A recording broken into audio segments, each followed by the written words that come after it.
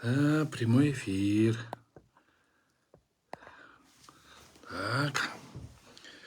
Так, шаш пушкандар. Көрбөй деле койсоңор болот.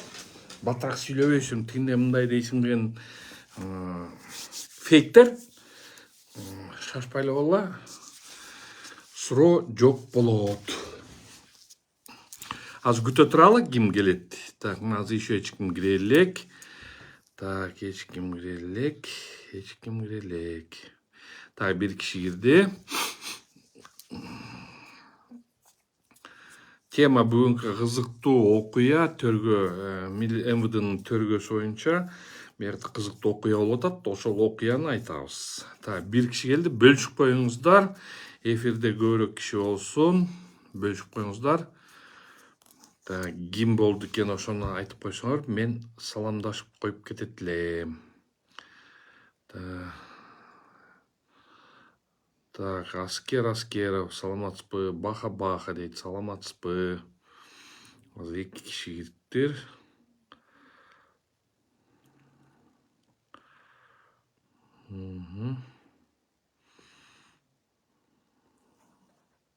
Так, мынтип коеюнчу, көбүрөөк киши кирсин. Урматтуу достор,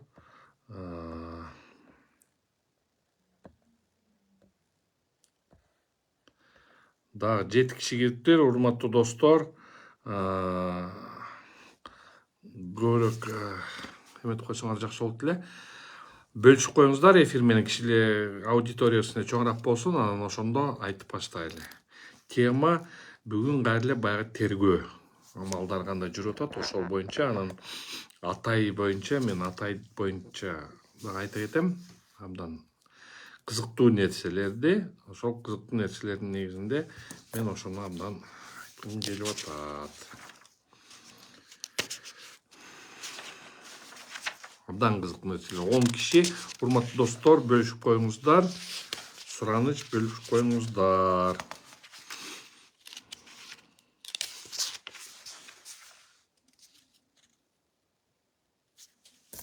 Бөлүшүп коюңуздар, 11 киши. Урматтуу достор, бөлүшүп коюңуздар. Эфир менен бөлүшүп коюңуздар. 15 киши, бөлүшүп коюңуздар.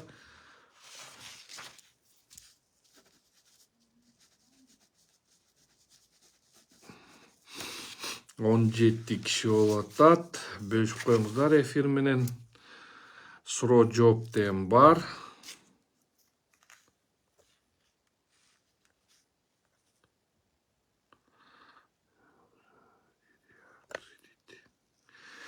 Эльмира, Лима Осмонова, Канат мырза, саламатсызбы? Атай Чыкчудайбы? Ошо именно Атай боюнча азыр суроо жоопторду айтып берем.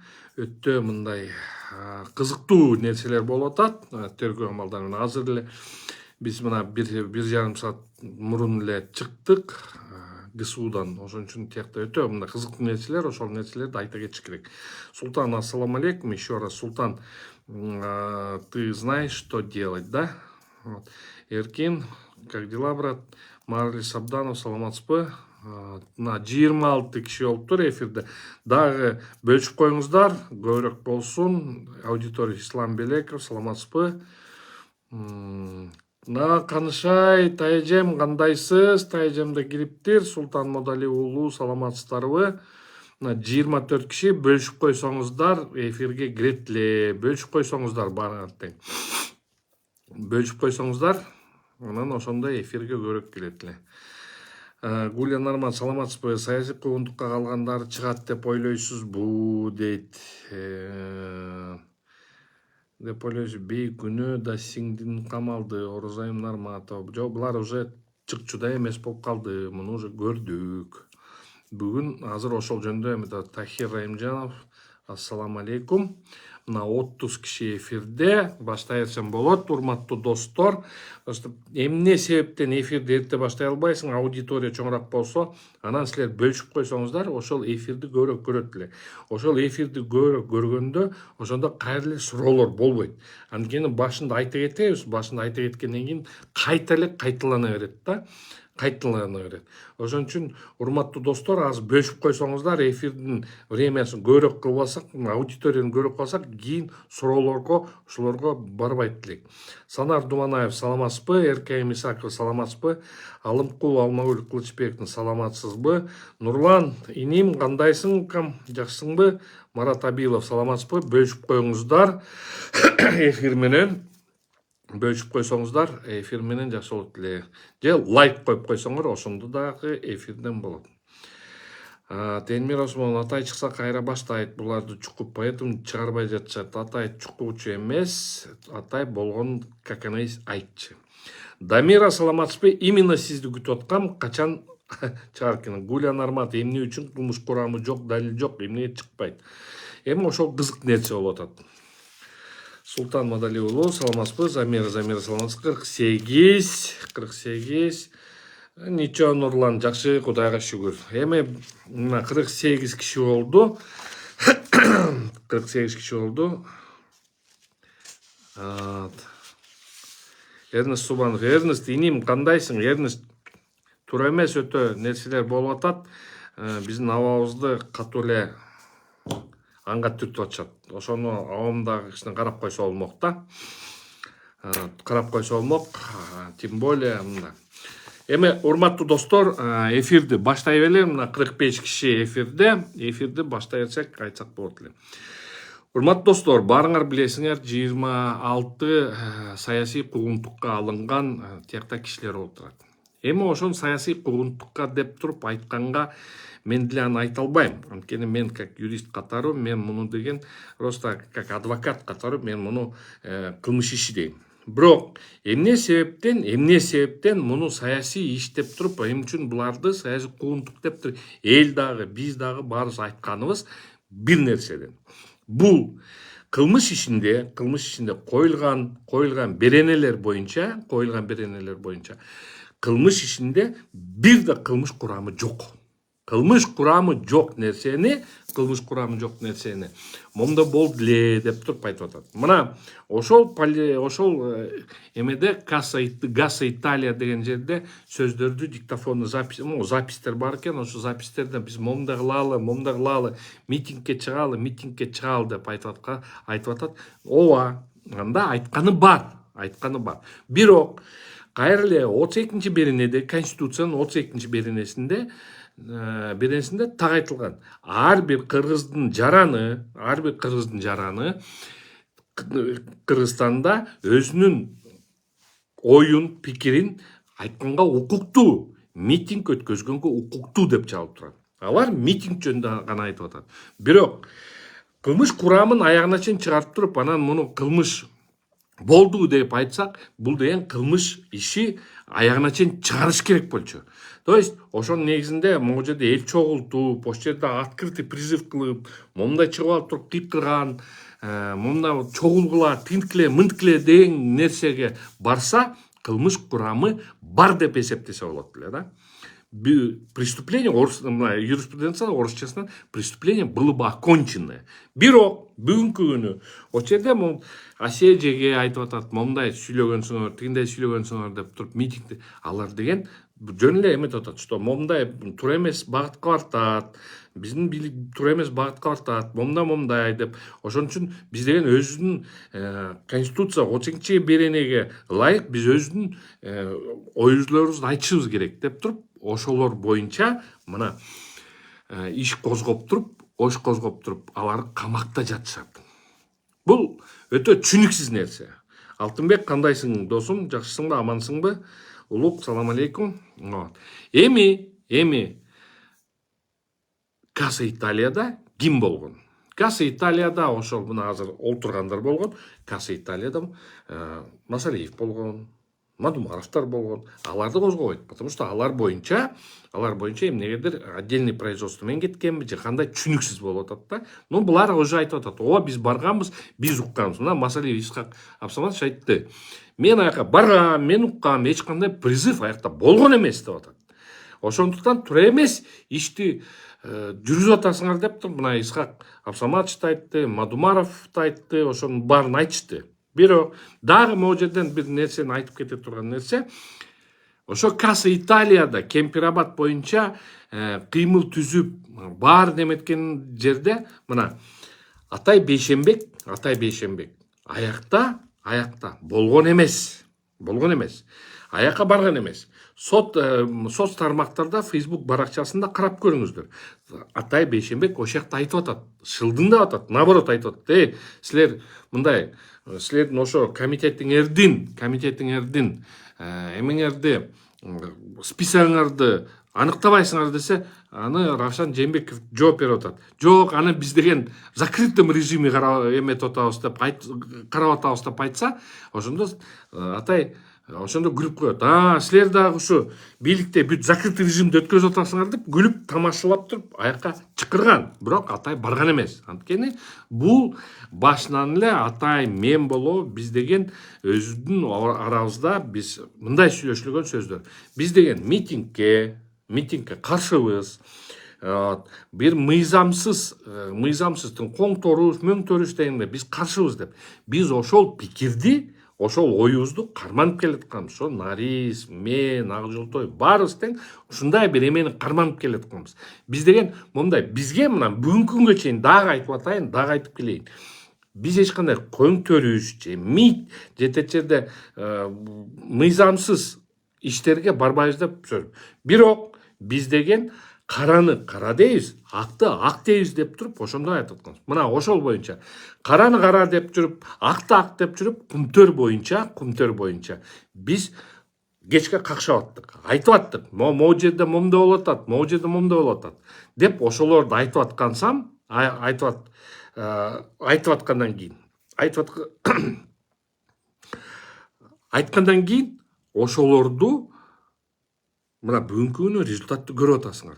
Бөлтүрүк олтурат, бөлтүрүк показаниялар берип атат. Кече урматтуу өзүм эле абам болуп атат, Теңиз Бөлтүрүк кече өтө кызыктуу өзүнүн адвокаты менен, Кайсын Абакиров менен өзүнүн эмесин берип атат да, интервьюсун берип атат. Ошол жакта айтып атат. Ошол интервьюну окуп койсоңуздар, Кайсын Абакировдун баракчасына кирип, ошол жакта окуп койсоңуздар, өтө кызыктуу нерселерди. Мага Кемпирабад боюнча, кумтөр боюнча мага берилген эмес, уруксат берген эмес, мага деп ошондой бир мааниде айтып атат да. Ошон үчүн мына кумтөр жөнүндө биз айтып аттык, Атай да айтып атты, мен да айтып аттым. Ошондо мына бүгүнкү күнү результат. Минсельхоз боюнча айтып аттык. Мына бүгүн уже чыгып атат. Минсельхоз боюнча 11 000 киши иштейт экен деп туруп. Мына аны дагы айтып аттык.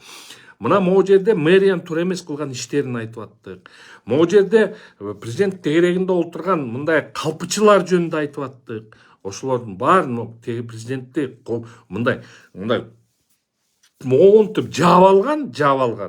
Течерде бир бияктан катуу сөгүнбөй эле коеюн, бирок итпай чотпайлардын баары чогулуп алып мондай жаап алганда эч ким эметпей. Ошолорго итпай чотпайларга айтып коет элем. Силер президентти ушундай туура эмес иштер менен силер президентке саботаж кылып атасыңар. Силер президентти именно ошонго туңгуйукка түртүп баратасыңар.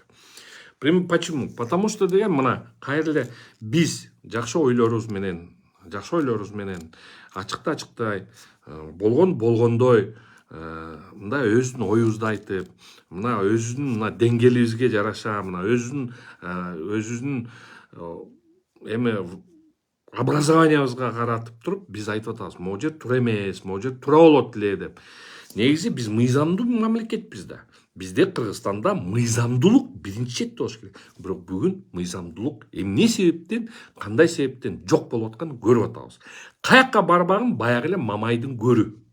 Каякка барбагын. Мына эмнеге мен Мамайдын көрү деп атам? Анткени мына айтып эле коеюн. Атай Бейшенбекке иш козголот. Кемпирабад боюнча барган эмес. Аякта болгон эмес.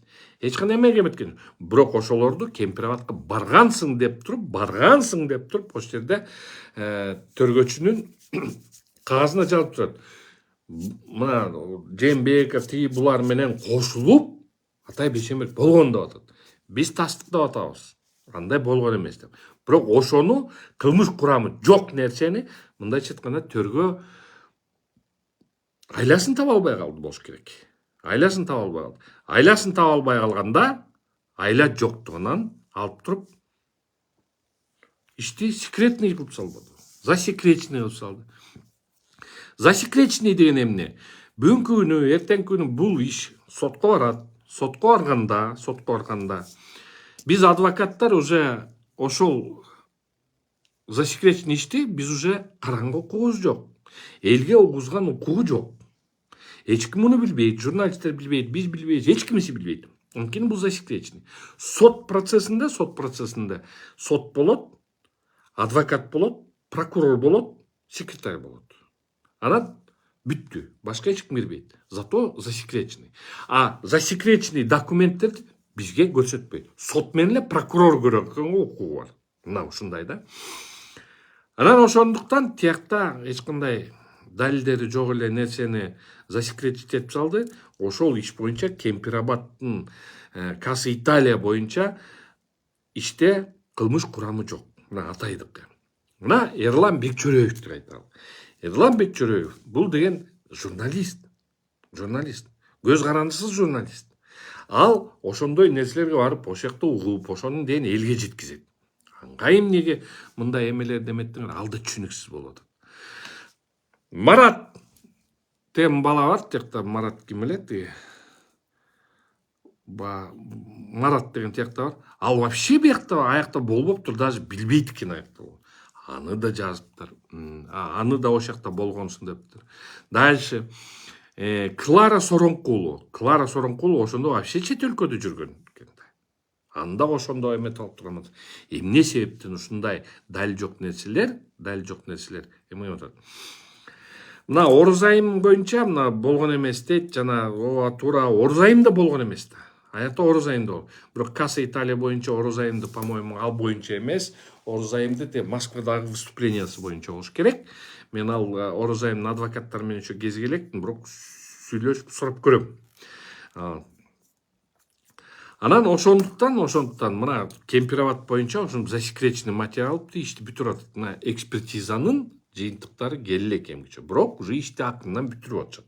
Засекретип салды, эми бүтүрүп атат. Болуптур. Уже көндүк. Кемпирабад боюнча мына уже 3 айдан бери жатышат түрмөдө. Жатышат СИЗОдо. Бүгүн бизди чакырганда коозубуз ачылып калды. Илгери бир кайдагы бир иш болуптур. Бирөө менен атай менен бир какой-то бир иши болуптур да.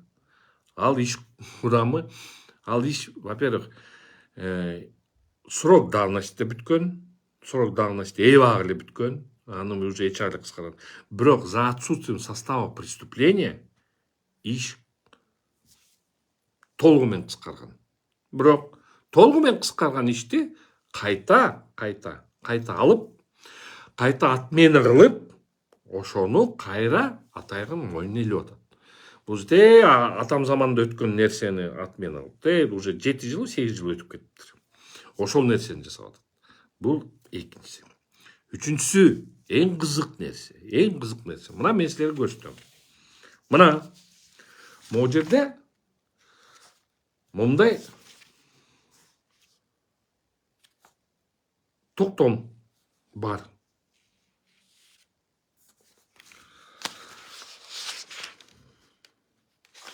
Мына ошол токтомду көрсөтүп коеюн силерге. Мына бүгүнкү токтом. Көрсө, биякта жазылып турат. Бул токтомду мындай эле кыргызча эле айтып берейин, мунун баарын айтып бергенден эмес жок. Бул токтомдо октябрь айында, 5 октябрда 20-жылы Атай захват власти кылыптыр. Мэрияны захват кылыптыр. Ошондо бул ишти милициялар козгогон жок. Бул ишти жыйнап ГКМБ жыйнаптыр бул ишти. Былтыр июнда ошол ишти жыйнаптыр. Анан мен кайра ойлонуп, Атай экөөбүз буну ойлонуп, эмне себептен? Ошондо деген Атай могу таяк жебеди беле, Рузиев беле, Рузиев деген тиги таяк жеген бала бар эмес беле, Казакстандан келатып, пианист бала. Ошондо Казакстан посольствосу жанына атай митинг уюштурган, Казакстанга айтып. Андан кийин Болот Тимиров менен Болот акын бар го бүгүн чыгарган. Ошол акынга деп туруп митингде ошол жерде катышкан. Уюштурган эмес, катышкан. Рузиев боюнча уюштурган өйдө жакта Казакстан посольствосунун жанына. Болот Назаров акын, ошол акын менен тигим немесине просто ошол жака кыргыздын жарандары момундай Болот Тимиров менен баарын неметкенде, ошондо ошол жакта катышкан просто көрүп. Ошондо айткан сөздөрү мына мыйзамдуулук болсун деп айткан. Мен даякта бар болчумун. Ошондо биз мыйзамды талап кылып туруп барганбыз. Эми ошондон кийин эмне себептен билбейм, ГКМБ ошол жакта иш козгоптур. Ошол ишти бүгүнкү күнү бул ишти жака милициянын МВДга жиберет. МВД ошол боюнча бүгүн бизге токтом кылып атат. Иш козголуу боюнча. Ошол баягы выступление материалдарды ГКМБ жыйнайт, а бүгүн мына 24-түндө бүгүн иш козгойт. Верне түшүнүксүз болуп атат да бuyakta. 18-inde кылмыш козгойт экен, бир эпизод менен, кайра дагы бир эпизод менен дагы бир иш козгоп атат. Эми кызык нерсеси мындай да. Ошол жерде МВДнын полк охраны ошол жакта показания берипти. Силер ошол жакта Атай Бейшенбекти көрдүңөрбү деп. Анан бүт бар показания. Биз Коеналиевди көргөнбүз, анан кийин Атай Бейшенбекти көргөнбүз дейт ошол жакта. Бүттү. Ошондой нерселер берет. Ошол боюнча бүгүн айып угузду бизге. Айып угузуп атат. Эми урматтуу достор, ошондо могу жерде азыр өзүңөр YouTube'га кирип койсоңор, ошондо октябрда болгон нерсени пресс-конференцияны Коеналиев берип атат. Мына биз мэрияга келдик, могу жерде момундай болду, могу жерде момундай болуш керек деп туруп пресс-конференция Коеналиев берип атат. Атай аякта жок. Андан кийин Байтемиров беле, Бектемиров беле, Бакитаев деген андан кийин ал мэр болуп калып атат. Аны Коеналиев, Бакитаев, аны тиякта 100 бала деп атыптыр да, тиякта 100дөй бала бар болчу деп. Ошо 100дөй баланы бирөө мынтип жазыптыр. Чүйлүк аттуу баштуу балдар экен, ошолордун баарын жазыптыр да мынтип. Ошолордун баары менен булар ошондо бийликти басып алган дейт. Урматтуу достор, 5-октябрда, 5-октябрдын нәтижесинде бүгүнкү күнү бийликте Садыр Нуркожоевич отурат.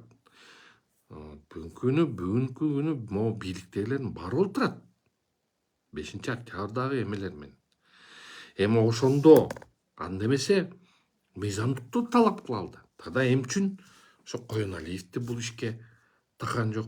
Эмне үчүн бул иш менен Коеналиевди чакырган жок, айып анга козгон жок? Ошол эле Бакитаев деген ошону эмне үчүн азамат деген аны эмне үчүн эметкен жок? Алар бирөөсү азыр мамлекет кызматта иштеп атат. А вот именно только Атай. Ал деген ошол жакта жүрүптүр деп тур, ошол жакта неметип атат. Урматтуу достор, акыйкаттык мыйзамдуулук мамлекетте биз жашап атабыз. Биз талап кылганыбыз акыйкат менен мыйзамдуулукту орнотолу деп атабыз.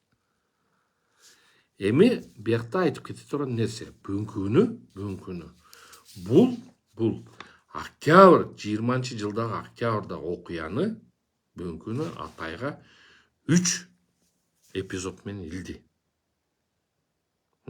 Данияр, иним, Эрнест, иним, бул кандай түшүнсө болот? Андемесе бүгүн бийликте Течерде октябрь окуясы бүткөндөн кийин элдердин баарын чакырбайсыңарбы? Ошто ким бийликке ошондо захват кылгандар. Мына до этого Кусан Асановду бериптирсиңер. Кусан Асанов ошонун негизинде акталды захват боюнча, по-моему. Бүгүн мына могу жерден Атайга примерно в 6 утра 100 октября группа неизвестных лиц численностью более 100 человек на могу жерде жазылат. Бул эмне себептен жасалат? Анткени мен эми толугу менен жооп бере турган, толугу менен айта турган нерсе, бул тигил Кемпироват боюнча кылмыш ишинде бир да кылмыш курамын таба албагандыктан ушул иштерди бүгүн айып угузду. Бүгүн бул иш менен айып угузду. Ушул эфир менен пайдаланып суранып кетет элем. Садыр Нуркожоевич, баягынтан бери тетигинден бери эле айтып эле келатабыз сизге, Садыр Нуркожоевич, ушул тегерек четиңиздегилер сизге туура эмес маалымат жеткизип атат. Камчыбек Кыдыршаевич, сиздин тегерек четиңиз же кээ службаларыңыз туура эмес маалымат жеткизип атат. Атай болобу, бөлөктөр болобу, булар колунан келмекте эмес төңкөрүш жасаганга. Булар силердин мындайча айтканда душманыңар эмес болчу. Силердин душмандарыңарды мен азыр четинен угуп атам. Душмандарды. Четинен карап атам, тияктан, бияктан угуп атам. Акырынан шыбыр деп туруп, мынтип Течерден кезигишип, бияктан кезигишип, ушундай бир какой-то бир интригалар жүргүзүп атат да. Ошолор силердин душмандарыңар. Ошол шыбыр деген кишилер менен силердин жаныңардагы жүргөн кишилер менен мындай жуурулуп атат да, камыр жуурулгандай. Урматтуу Садыр Нуркожоевич, Кудайым сактасын. Өзүңүздүн положенный сурооңузду аягына чейин олтурганга абдан желание чоң. Сиз ошол жакта олтурган. Камчыбек Кыдыршаевич өкмөр элдин астында милдетин алгансыңар. Силер ошол алган милдетти аягына чейин жеткизишиңер керек. Бирок жаныңызда жүргөн ушул момундай саботаж кылып, ушундай иштерди токуган кишилер, булар именно ошолор биринчи болот силерди саткандар.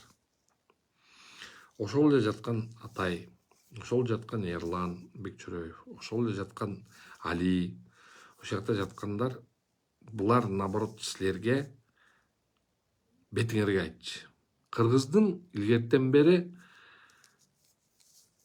бери макалы бар. Кыргыздын макалы бар. Дос күйгүзүп айтат.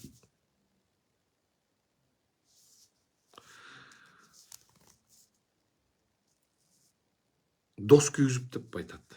Ошол биз өзүңүзгө ошону айтканбыз. Наоборот, сизге каршы чыккандар именно жаныңарда жүргөндөр болот. Азыр ошону эстей албайтым да, мага дос күйгүзүп айтат. Мындай эле, ошону бир айтып койсоңуздар, урматтуу достор.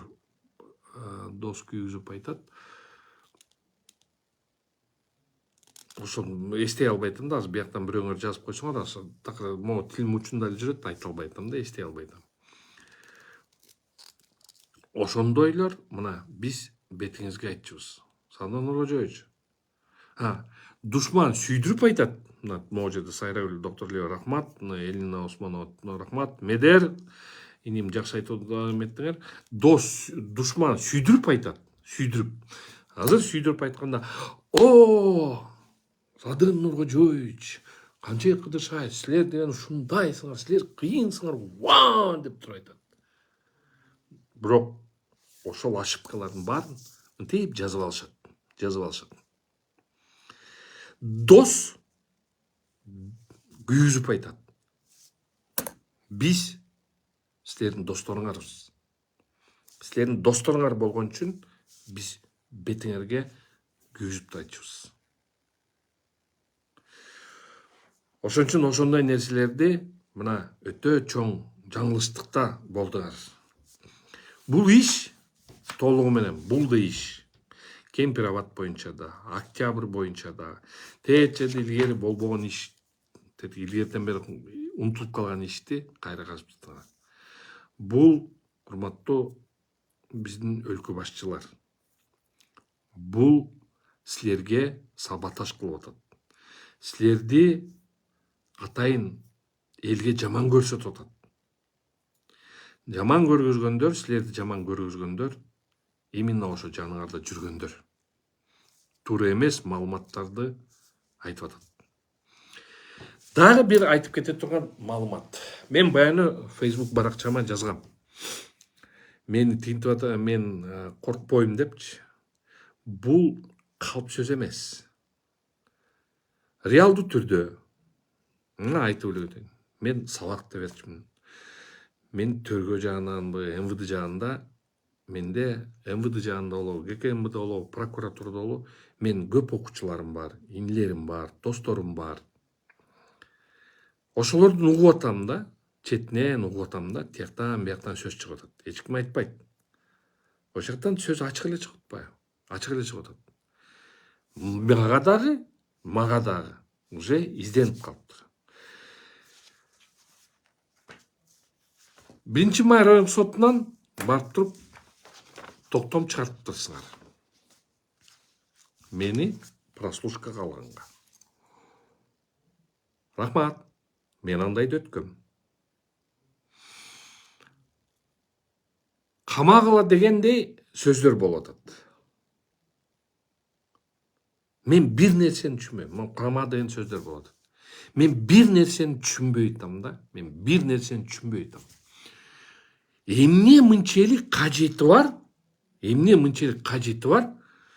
Биздин өкмөт башчыларын ушундай тура эмес эмеге жарга таккан. Бул мындайча айтканда, муну менен Садыр Нуркожоевич менен Камчек Кыдыршаевичти чистейший подстава да. Чистейший подстава. Эмне кереги бар ушунучу? Мен ушуну түшүнбөйм да. Эмне кажети бар? Элдин баарын эле ушинтип эле камай берген эмне кажети бар? Мен түшүнбөйм да мунучу. Наоборот, элди ушинтип камап, тинтип айтып атканыңар, мына бүгүнкү гана наоборот элдин кыжырын кайнатып атпайсыңар. Элдин кыжырын кайнатып, ошол сөздөр бүгүнкү күнү эч кимге эмес. Бул түзмө-түз против президентке и против Камчек Кыдыршаевич кылып атат. Ошон үчүн эмне эле мынчалык катуу жалыкталашма бар, эптеп эле камаш керек деген. Же эмне мындайча айтканда камоо менен элдин баарын коркута алабыз деген сөзбү? Ринат Садымбаев. Мага кызмат керек болсо, мага толтура предложение болду. Мен кызматка кызыккан киши эмесмин. Өзүңдөй эсептебегин. Мен Кудайга шүгүр, өлбөс оокатым бар. Тээде азыркы бийликте отурган кичинекей Наполеондор менен урдагандай мен урдабайм. Мага андай керек жок. Мен наоборот урдагандардын колун сындырам. Айтып коеюн. Ошон үчүн кичине мындай мээңе тутуп алчы. Ошон үчүн мен түшүнбөйм бир нерсеге да. Эмне себептен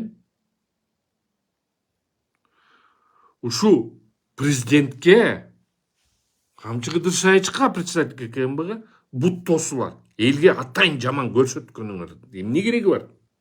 Элдин баарын эле каматып эле салгы деп эле ушундан жыргайсыңарбы? Же бөлөк бийлик келет, ошолорго кичине жагылданалы деп атасыңарбы?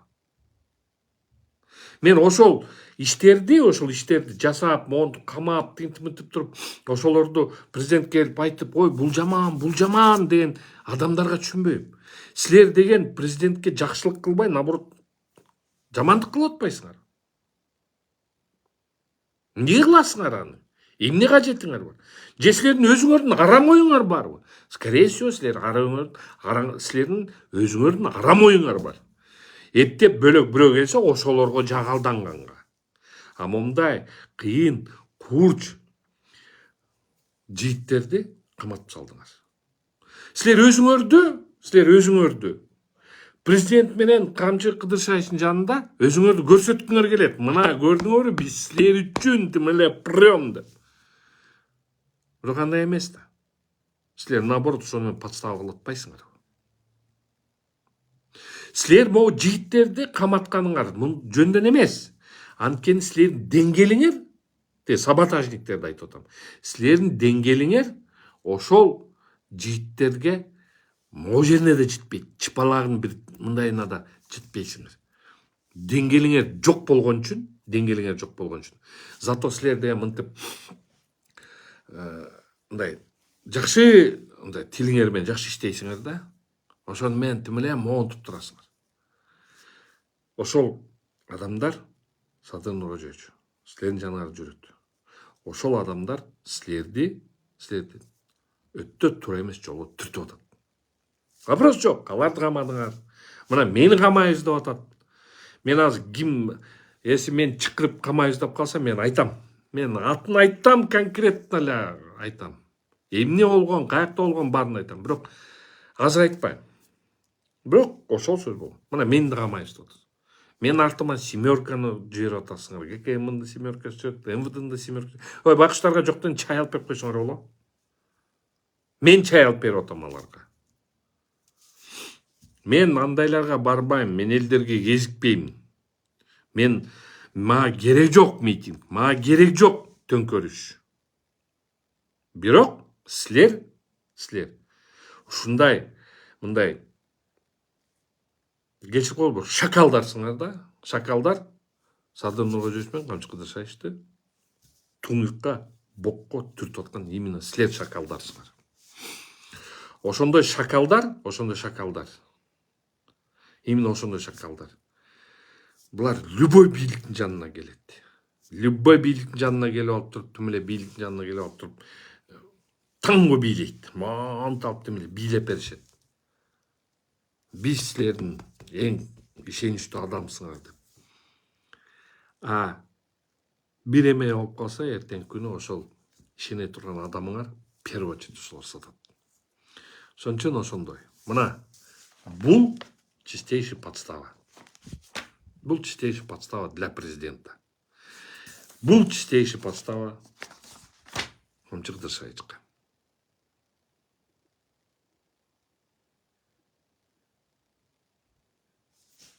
Бул чистейший подстава. Ринат Садыбаев, Канат Баке, я не это имел в виду, достойно. Спасибо. Дай бог, я им останусь. Мына ушундай бүгүнкү күнү ушундай акыбал болуп атат. Зато колунан келе тургандар, колунан акчалуулар, концерт бере тургандар, красиво сүйлөгөндөр, бирок колунан келбейт. Жумуштукка келген колунан келбейт. Акчага пайдалангандар, ошолор мына бүгүнкү күнү соттун кудайлары болуп калган. Например, мени процесске барбагын дейт, кирбегин дейт, баягы Бактыгүл эже боюнча. Баласы экөөнү Жумалиев менен Роза Аманова мунун эмесине таянып алыппы, же концерт берип атканына таянып алыппы. Граждандык ишти граждандык ишти. Уголовныйга айланып туруп, баласы менен энесин камады. Бүгүн чыгарат го, мына тигине бейли алып кетчи деп, только түрмөдөн чыгарчы деп туруп булар сүйлөшүптүр да.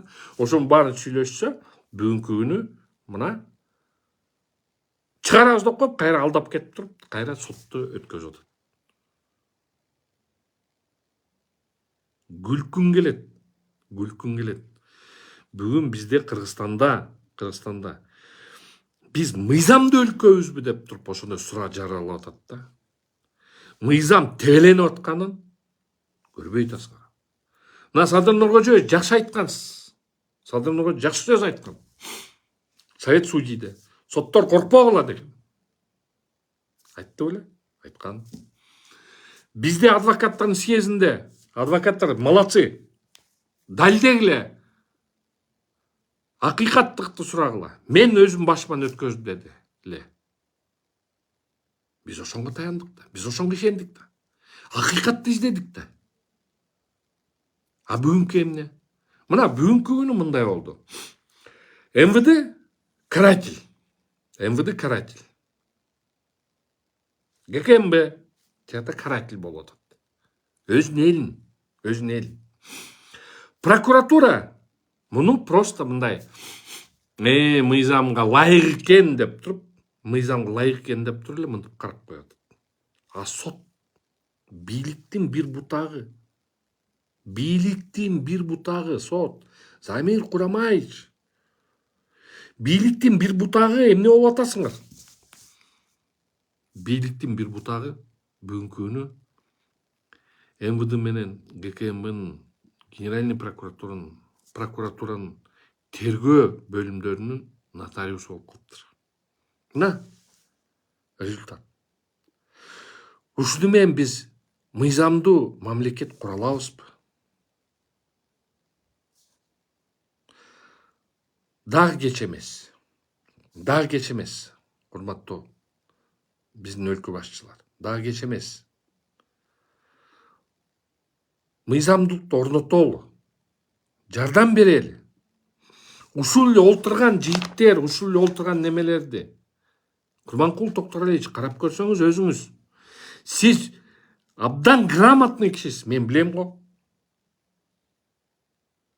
Курманкул Токторалиевич. Сиз төргөчү болуп иштегенсиз. Сиз сот болуп иштегенсиз. Сиз мыйзам чыгарган депутат болуп иштегенсиз. Сиз мыйзамды чыгасыз. Сиз деген могу токтомдорду көрүп алып туруп, оозуңуз ачылат. Ошону карап көрбөйсүзбү? Урматтуу Курманкул Токторалиевич. Мыйзамды орното турган. Именно прокуратура. Мыйзамды көзөмөлдөй турган. Прокуратура. Тура колдонууга. Тура. А бүгүн эмне болуп атат? Бүгүн мыйзам деп эч ким карабай алган күн болуп атат. Мыйзамды карабай туруп, бул тура деп туруп айтып туруп, сотко барышат. Соттор барып алып туруп, мен эми соттор менен сүйлөшөм да, мен алар менен иштешкем да, мен эми ушулар менен чогуу жүргөм, чогуу өскөм да. Мен сотто өстүм да. Прокуратура иштедим, сотто иштедим.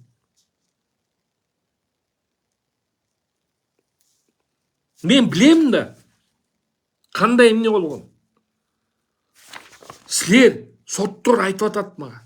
Канат байке. Биз түшүнүп атабыз бар. Түшүнүп атабыз дейт. Көрүп атабыз дейт. Бирок бизге команда келди дейт. Ошондо аны айтып атам. Бүгүн мыйзамдын күнү же телефондун күнү? Бүгүн мыйзамбы же приказбы? Буйрукпу?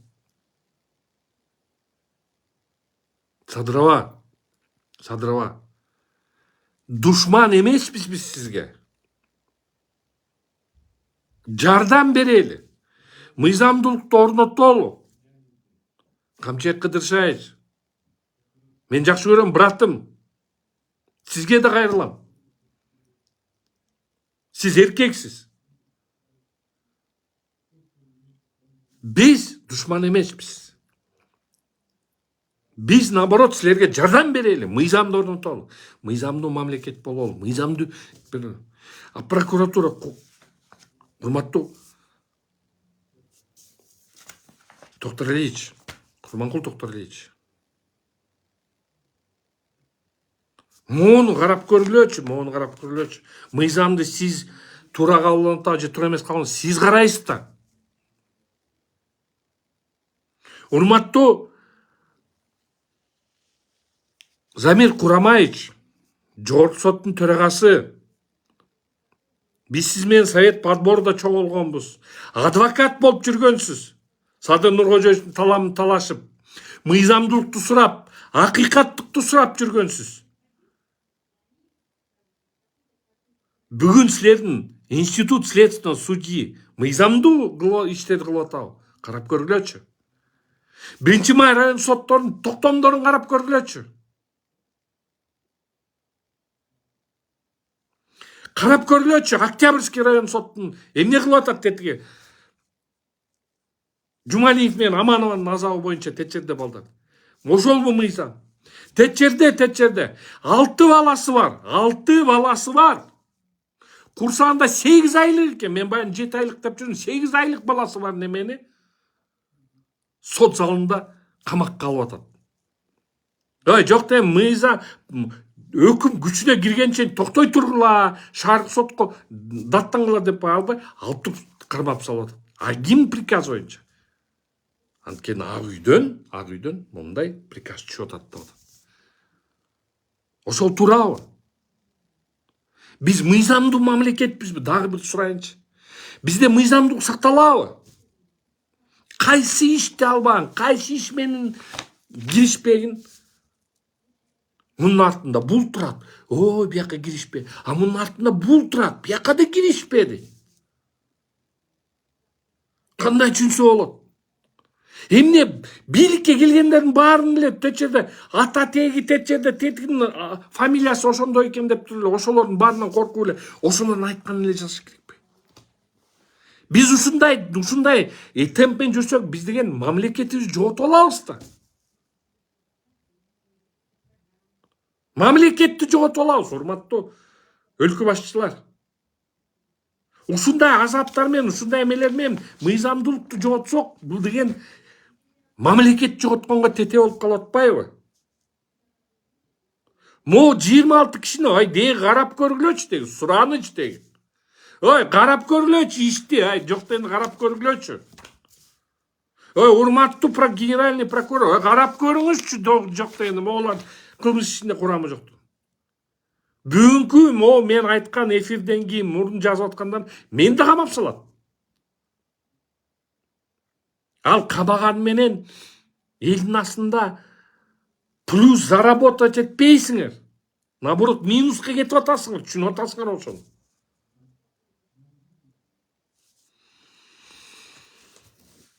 Мына ушундай беспредельный эмелер болот. Каяка барбасаң эле бул мунун кишисинин иши, биз да сүйлөй албайбыз. Бул мунун кишиси, бул инисинин кудасы, кудасынын баласы, кудасынын баласынын кызы деп туруп эле азаптын баары ошол болот.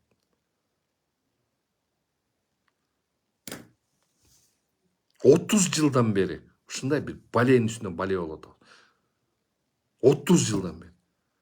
Садыр Нуркожоевич, Камчы Кыдыршаев, силер өкмөр элдин астында мойнуңар калгансыңар. Садыр Нуркожоевич, сиз айтканыңыз куугунтук болбош керек деп. Куугунтук болбойт деп. Ошол сөздөрүңөр эмне болду? Айткылачы. Рахмат, эми могу жерден кечирип коюңуздар, мен бүт эмелеримди айтып алдым кичине. Азыр могу жерде суроо жоопторго болсо жооп берейин.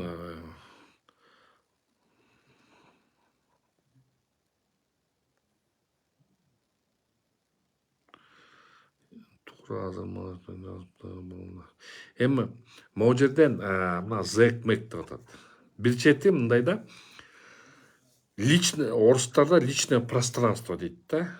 Личное дейт. Анан кийин мондай өзүм жумушун сындагыла, туура эмес айтса айткыла. Пример айтып атам да, айтса болот. Жумушун айтса болот. Жасап аткан иш аракеттерине сын такса болот. Бирок могу үй бүлөсүнө, өзүнө же мындай эмелерге келтирбегиле, шек келтирбеш керек.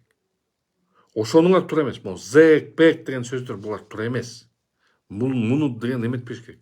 Ар бир адам, Кудай сактасын, түрмөдөн жана больницадан. Ошон үчүн ар бир адам ошондой болуп калышы мүмкүн. Ошон үчүн зек, бек деп сүйлөбөгүлө да. Андай болбойт. Ички өзүнүн жумуш кыймыл аракеттерине жасап аткан жумушунда ошолорго сын такса болот, ошону сындаса болот.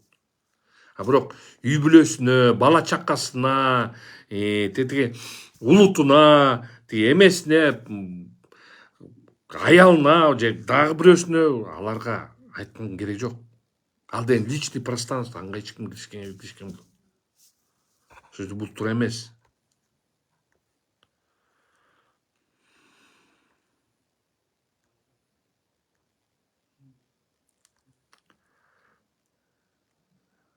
Жакшы мамлекеттин элдери Гуля Нурматова саякатчы, жаман мамлекеттин элдери саясатчы болуп бүттүк, адилеттик издеп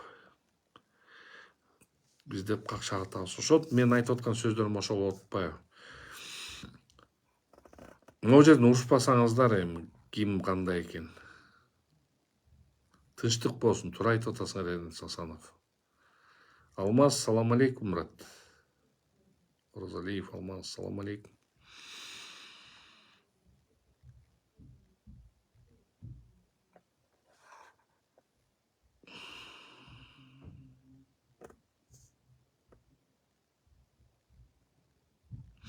Алмаз Токтонов, сизге жооп берейин. Чоң Казат деп демилге көтөрүп жүрүп, ал жакта да интрига батып, бийликке илешпей калдың эле дейт.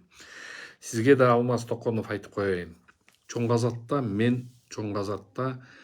пандемия маалында волонтерский движение Чоң Казатта болду. Мен партиясында, мен болгону Чоң Казат кыймылында волонтерский пандемия маалында эме шаарды жапканда элге кызмат кылып жүрдүм. Ошол жердеги жигиттер менен биригип алып туруп 14.860 үй бүлөгө элден жыйнап, мен ошондо өзүм машинемди ломбардка коюп элге продукт ташыганбыз. Муну баары билет. Эми интрига дейт. Ал интриганы мындай атайлап жасалган интрига да. Муну мен акча уурдады. Аякта акча андай болгон эмес. Бул полностью калпы чыккан. Анан кийин азыр бийликке илешпей калдың дейт. Мен бийликке илгертен бериле бийликке илишипке жанталашкан киши эмесмин. Алмаз Шаршенович кол астында мен деген 2008-ден баштап 2013-жылы Алмаз Шаршеновичтин жанында личный адвокаты, личный эмеси болуп бир кезде ошо 13-жылга чейин мен жанында болгом. Ошондо деле бийликке баргым келсе, ошондо деле бийликке бармакмын. Ошон үчүн мени бийлик кызыктырбайт. Мени кызыктыра турган бул верховенство права деп коет. Мыйзамдын күчү деп коет. Ошон үчүн мындай эмелерди өзүңөрдөй ойлобогула. Силерге бийлик керек болсо, мага андай керек жок. Мага элдин аманчылыгы, Кыргызстандын тынччылыгы керек. Менин өтө чоң мугалимим, бүгүнкү күнгө чейин сыйлай турган мугалимим бул Рахимберди Абдыкылыч Салиев болгон. Таза сот системасында эң таза судья болчу. Ошол Рахимберди Абдыкылыч мени көпкө үйрөткөн. Мыйзамдуулук болуш керек мамлекетте. Именно Рахимберди Абдыкылыч мени үйрөткөн. Бул менин руководителим болчу. Ошон үчүн ошол айткан бүгүнкү күнгө чейин мен ошону сактанып келдим.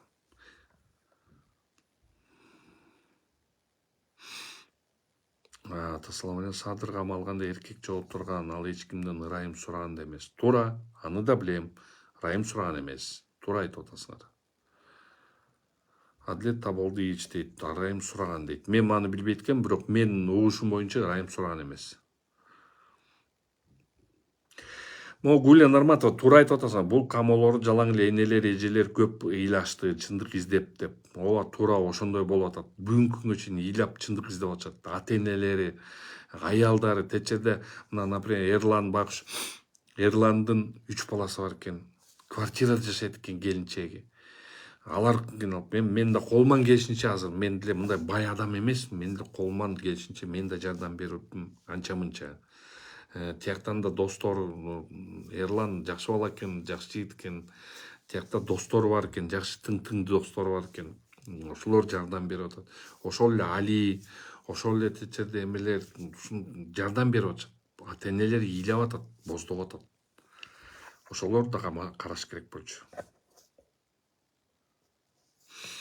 Революция болуп атканда камчы акаң Шармандын кабинетине отурганын жалдап. Муну да мен айта албайм, мен жанында болгон эмесмин, мен андай нерселерди айта албайм. Мындан арыраак болуп жүрөлүчү, мындай эмеден арыраак болуп жүрөлүчү. Зарема Зарлыкова, вы думаете, он вас слышит? Я надеюсь, что он услышит. Я все-таки надеюсь, что он услышит. Я надеюсь, что все-таки гнев на милость, хватит, наверное. Зачем всех подряд? Зачем против идти? И так сейчас в мире, в геополитике такие катаклизмы идут, страшные катаклизмы. Эти катаклизмы нас еще могут задеть. И вот не дай бог, чтобы вот это все случилось. Не дай бог. Мы же все прекрасно понимаем, что вроде бы не говорим, но Третья мировая, она идет. И она идет не... Она идет. И она не может просто... Не дай бог, конечно. Не дай бог, чтобы Кыргызстан оказался в этом дерьме. И так проблем много. Зачем еще внутри накалять обстановку? Вот этими арестами. Для чего? Я не могу понять, для чего они это делают. Зачем внутреннюю обстановку накалять? Они думают, что испугают народ. Народ уже не испугливых. Посадите одного, десятки появляются.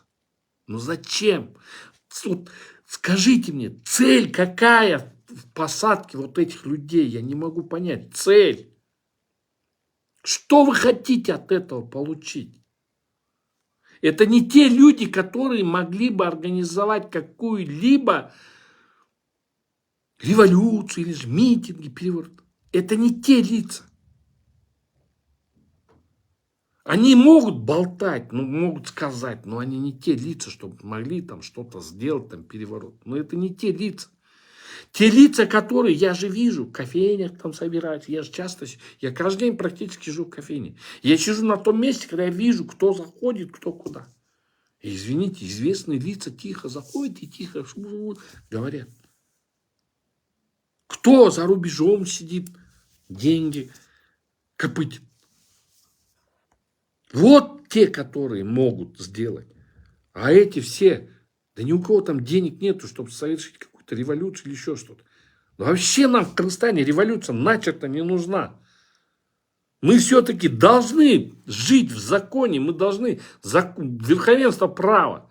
Мы все-таки должны проводить выборы, мы должны проводить открыто, все честно, прозрачно. Назначили, дайте им, ради Бога.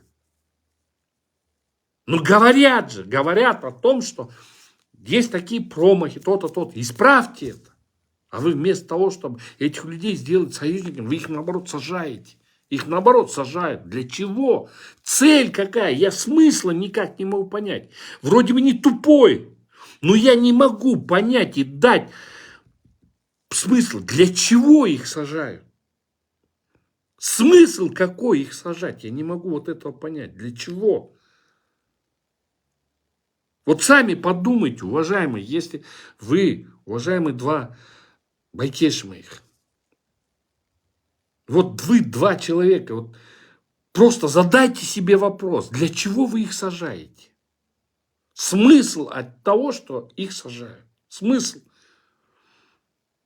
Но это же не вы делаете, это вам преподносят и говорят, вот этот так сказал, а этот вот так сказал. И вы не перепроверив, вы делаете выводы.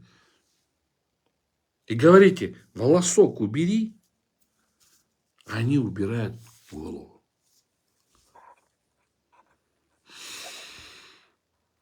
Гуля Нурмат өлкөбүз деп эмне кагазга жазылган сады жабык адилеттүү чечим чыгарсын. Ооба, ошону эле суранып атабыз. Али, салам алейкум. Абдырайым Укуев, азыр келе албайм.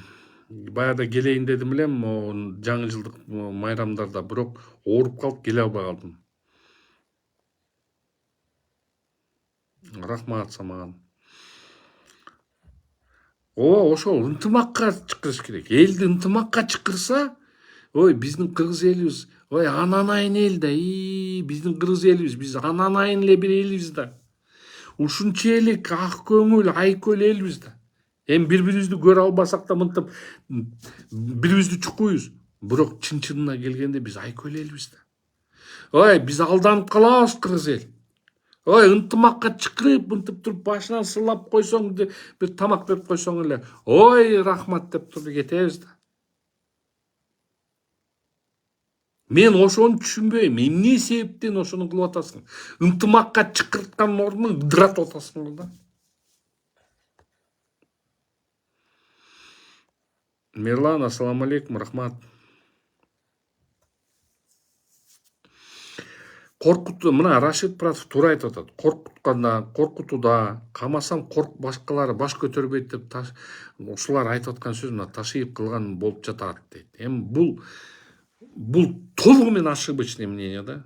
Толугу менен ошибочный. Илгери 37 жылы Сталин малында Ежов, Маленков, Берия деген малында коркутуп үркүтүп эмеледи. Эми бул деген чоң мамлекет. Ошол жерде гулагтар деметип, эмне деген акчалар кетип, ошо коркутуп үркүтүп эметсе, ошондо эл корккон.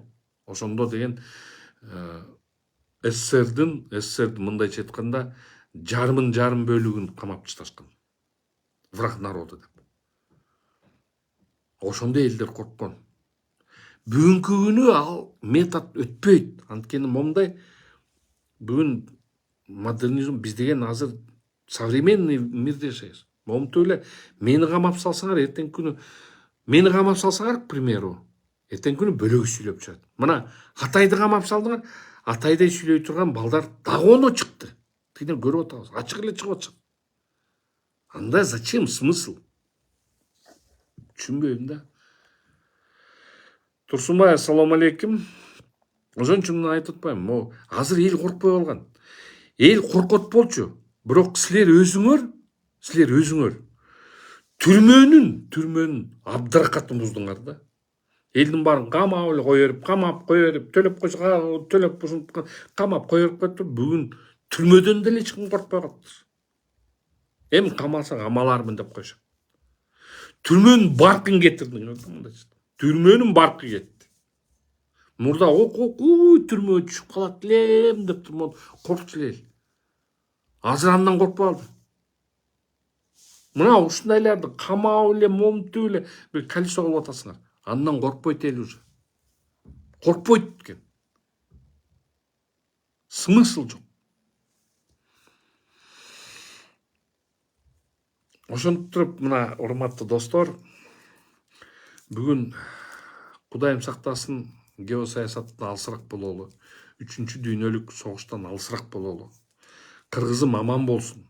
Кыргыз элин тынчтыкта жашасын. Кыргызстаныбыз өнсүн. Кыргызстаныбыз күчтүү мамлекеттердин бирине кирсин. Кыргыз элибиз эң кеңпейил, айкөл эл. Айкөл эл, кеңпейил айкөл эл. Ошолорду мына бүгүнкү күнү Кыргызстаныбыз ушу тынчтыкта болсун. Тышкы саясатта кулактандырып, аяктан акырын өтөлү. Ушу 3-дүйнөлүк согушка катышып кетенди. Бирок ошондой кылганда, могу ички саясатты да элди кыжырды кайнатпай, наоборот, ынтымакка чакырыла. Айкөл эл, Кыргыз элибиз айкөл эл, алтындай болгон эл. Алтындай болгон элибизди алып калалы. Тышкы душмандардын алып калалы. Ички душман жок. Мындай түшүнүксүз болуп атат. көрө албастык түшүнүксүз нерселер болуп туруп эле ички саясатты күчөтүп атат. Керек жок. Бизде Кыргызстанда оппозиция жок. Илгери бар болчу, мына эмелер Текебаев, эмелер болуп алып туруп, Атамбаев болуп алып туруп, Бакиевдин эмесине чыгып, мындай чоң оппозиционный движениялар болду. Азыр жок андай оппозиция. И болбойт. Андан коркпой элеш керек.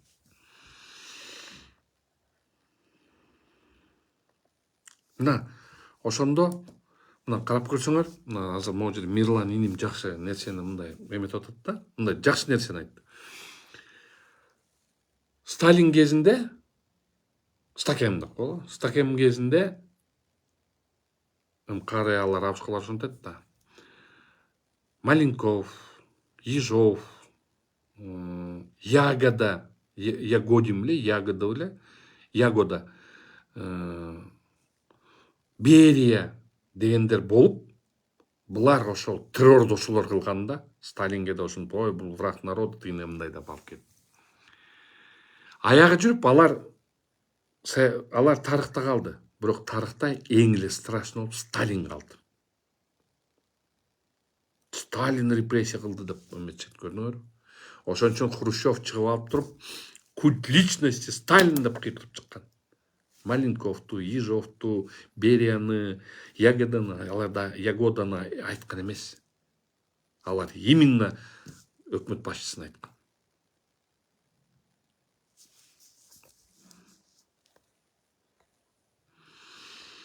Ошон үчүн ушундай достор, ушул эфир менен бөлүшүп коюңуздар, саламат болуңуздар. Бул эфиримди көрсө тил эмеммен чыгышым керек экен, тиякта көбүрөөк менде чыгат экен, хотя подписчиктер аз болсо, тиякта көбүрөөк чыгат экен. Бул жакта көбүрөөк болот экен десем, бу жакта 20 миңдей подписчигим бар, бирок бу жакта азыраак чыгат экен.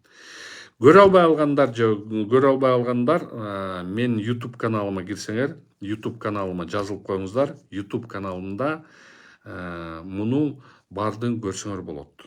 YouTube каналда официалдуу түрдө ошол жакта бар. Ошол жактан да көрүңүздөр болот. Ошону менен урматтуу достор, баарыңарга тынччылык, аманчылык каалайм. Мен ойлойм, ушу Кыргызстаныбызда баары бир мыйзамдуулук орун алат. Ошон үчүн баарыңыздарга чоң рахмат. Кыргызстан алга. Кыргызстан эң кыйын мамлекеттерден болот. Мыйзамдуулук Кыргызстанда болот. Иншалла.